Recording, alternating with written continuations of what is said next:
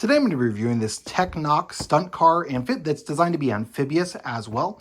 So what I'm going to do is I'm going to go ahead and open this up, show you everything that you get inside, and then I'm also going to test it out here on the water as well. So this is everything that's going to come inside. So it's going to come with your RC car here, and it's also going to come with a gesture remote. So if you want to use gestures to control it, you can. It's also going to come then with this regular remote control as well. Now it's not going to come with batteries for the remote control. It is going to come with a screwdriver. So you will have to take this off and then install the batteries in there.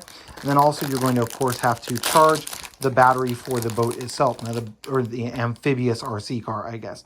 So this is going to be the charger, going to have one of these batteries as well. And then I'm going to go ahead and take this off. I assume there's another battery in here. That's normally the case with these sort of RC cars. But I'm going to go ahead and double check on that.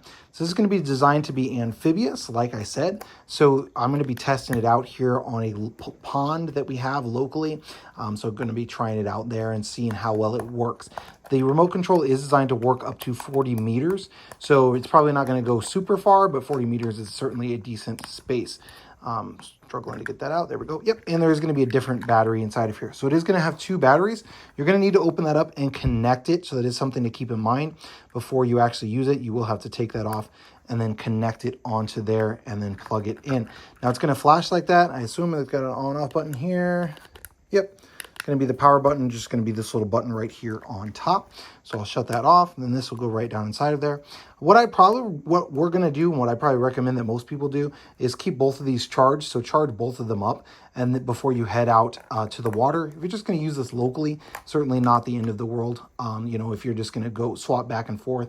But if you're going to be out at the water where you're not going to have electric to charge these up, then you'll definitely want to be able to do that. So I'm going to put batteries into this, just kind of show you how this RC car is going to work with the remote, and then we'll test it out on the water. So I just want to kind of show you it working. So this is just going to be forward and backwards like this, and then left and right, it's actually going to turn left and turn right as well when you are pushing left and right on your button.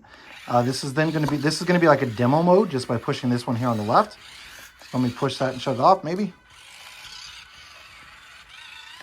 You just got to push another one of the buttons to shut that off. So it's going to have a demo mode, so that's actually going to be pretty cool to be able to do that. I'm not sure how you can shut the lights on and off just by pushing this. So on is going to be this button here, and then off is going to be that button there. That will allow you, of course, to save more battery.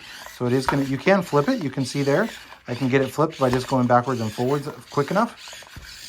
So that's going to be really, really cool that you can kind of flip it up and down. It is designed to be like a stunt car as well as an amphibious vehicle. So it does have a lot of power to it. And I also like the fact that just turning this left or right is going to allow it to turn. The main reason why I like that is I have younger kids. So I've got a 6-year-old and an 8-year-old who are absolutely in love with RC cars right now. And so the 8-year-old has kind of got the turns figured out. 6-year-old, not so much. So the RC cars that just turn by you pushing on the little turn one are so much easier for her to use rather than ones where you have to try and pull this and use the forward or backwards at the same time. So I definitely do prefer that. Now let's go ahead and head out to the water and see if it actually does work on water or not. So first thing I want to do is I wanted to kind of test it out in the grass here to see how it handled the grass. And even though this is going to be thicker grass and it is kind of getting hung up here a little bit, it did go through there for a bit. So you can see here my grass is going to be a bit taller.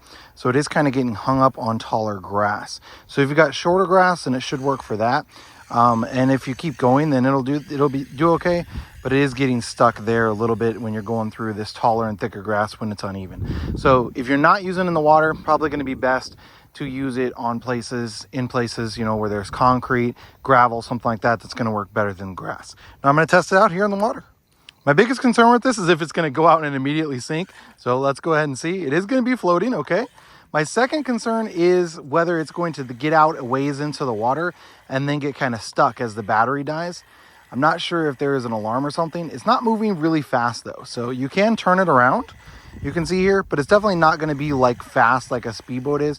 It's just going to be like a slow moving type deal as it moves through the water. So this will work really great for like a pool or something along those lines, as that's going to allow you to easily, play with it and just kind of move it around a little bit.